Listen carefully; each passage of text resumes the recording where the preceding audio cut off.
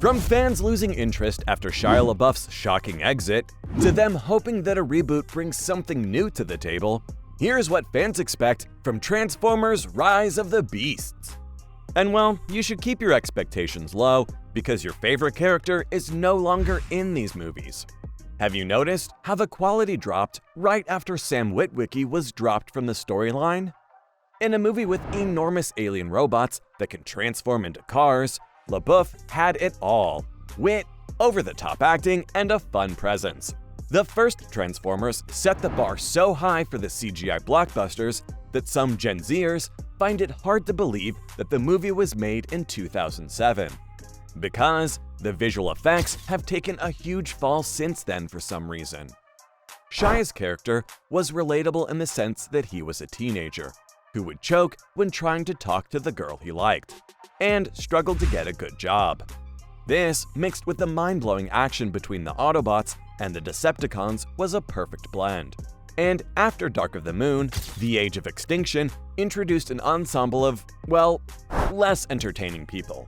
Mark Wahlberg and Nicola Peltz's father-daughter relationship didn't quite feel the same, because fans were so used to LaBeouf and Megan Fox's chemistry on screen. It's as if these two's departure from the franchise badly affected the quality too. Because if there's one thing about the last two movies, it's that they had a lot of plot holes. Now, if you consider the world of the Transformers as a whole, you'd realize that the plot doesn't make sense. Like in the first one, where all Park was used to kill Megatron just by Sam holding it against the Decepticon's chest. In Revenge of the Fallen is seen as such a huge threat that you'd think that Optimus Prime wouldn't be done with him in like 5 seconds, because that's how long they actually fought. Dark of the Moon had too much going on all at once. But the real problem emerged once Wahlberg was cast as the human of the franchise. For starters, Cade's daughter just conveniently disappears in The Last Night, while Age of Extinction was just laughably bad. Who still remembers the part where TJ Miller just turned into dust because his character just needed to die? There's also the fact that human relationships were focused way more than the robots.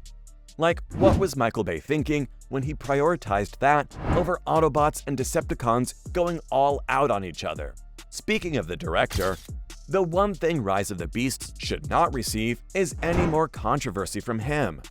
Because what happened with Megan Fox was kind of the first push off the very long fall of the franchise. Many of you probably know the story, but the director had gotten so controlling that Fox described him as a hit on set. Calling anyone that is extremely scandalous if you ask me. There was also the fact that the actress was sexualized, and fans were not okay with any of that. And so, many hardcore Transformer enthusiasts don't want this to repeat itself ever again, because it really leaves a bad image for your franchise. LaBeouf, on the other hand, decided to exit his role as Sam Witwicky after the third installment, mainly because he wanted to branch out his creativity into indie roles. After Dark of the Moon, the actor starred in Lars von Trier's Nymphomaniac, David Ayer's Fury, and Honey Boy, which was an indirect biopic of his own life.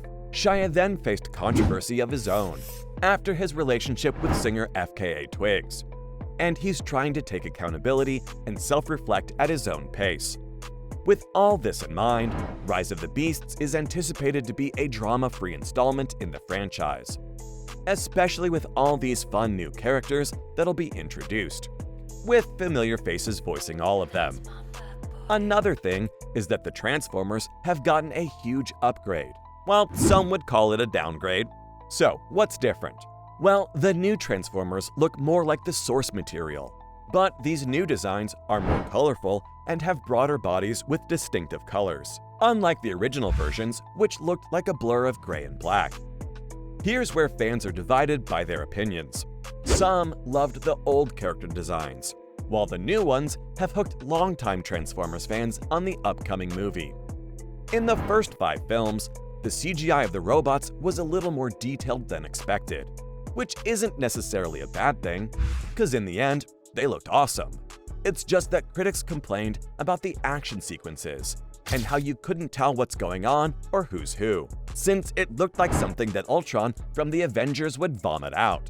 We've already been teased with the blockier look at the Autobots and Decepticons in Bumblebee, which was a box office bomb, because first, Travis Knight directed it instead of Bay. And since Rise of the Beast will also not have the OG Transformers director behind the camera, it could only mean more trouble for the film, and less hope from the fans. Although movies after Age of Extinction did badly at the box office, they were still preferred by the audience. People adored Haley Steinfeld and her dynamic with everyone's favorite Autobot. And Dylan O'Brien voicing Bumblebee was quite a shocker too. But from a budget of $135 million, it barely cracked $470 million. The previous 5 films had budgets of around $200 million, and the first 4 miraculously made over $1 billion at the box office. Yeah, every single one of them. I'm pretty sure this was Harry Potter's level of success. Even Marvel doesn't have a hot streak like that. But just because these movies made a ton of money, it doesn't take away the fact that they were a drag at some point. I mean, all of them were close to 2 hours and 30 minutes long. No one has the attention span for movies that long anymore. So, after all this talk about actors, CGI, budgets, and runtime, what does it have to do with what we already know about the 7th edition to the series? For starters, a lot of familiar actors will be voicing some of the Autobots, which is always fun, right? Pete Davidson will voice Mirage, a new character we haven't been introduced to yet. And from the looks of the trailer, he's going to have more screen time than expected. Michelle Yeoh from Everything Everywhere All at Once will voice Airazor, one of the Maximals who can transform into an eagle. Or is it a hawk? Guess we'll have to find out for ourselves. The leader of the Maximals will be voiced by the OG Hellboy, Ron Perlman, while the leader of the Terracons is voiced by the one and only Peter Dinklage. Other notable voice actors include Peter Cullen as, you guessed it, Optimus Prime. Ted Lasso's Cristo Fernandez is Wheeljack, who's basically a newer version of Ratchet. Or should I say, an older version of Ratchet. What do I mean by that? And what on earth are the Maximals and Terracons? Here's where the plot comes into play. But before I tell you that, let me give you a quick explanation of what the Maximals, Predacons, and Terracons are. Just think of Autobots and Decepticons, but as animals. Maximals are good, while the others are bad. Simple. So, from the trailer, we come to know that this is a prequel since it takes place in 1994. And instead of Bumblebee being the robot that introduces a human to his team, it's Mirage. To put the plot in simple terms, the animal Transformers join the car Transformers in a battle on Earth between the Autobots and Decepticons. More Cybertronians enter the picture and join alliances with either the good or the bad. But the one threat that lurks in the trailer is Unicron, which is described as a planet eater. And let's just say, this thing is massive. Optimus would think Megatron was a piece of cake after facing Unicron. And what makes all of this even cooler is that it's all a reboot. Yep, everything you've seen before.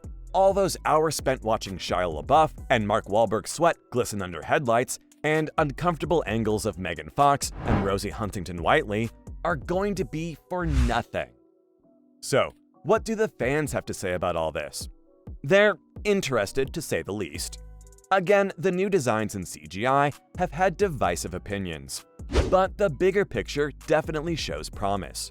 There has been some discourse about people hyping up that one-shot scene in the trailer, while a majority of users are joking around at how this can easily be done since it's all computer-generated. The second trailer did raise some eyebrows, though, because we finally see Davidson's Mirage in full effect. There are also new themes and characters in the movie. I'm pretty sure the last few seconds of the title card had a lot of people wondering what was happening. Did Mirage just turn that human into an Autobot? And did Bumblebee just get impaled? Stuff like this is always cool to see, because everyone grew tired of the older films where the same plot would seemingly be recycled over and over again. The 7th part hits theaters on the 7th of June.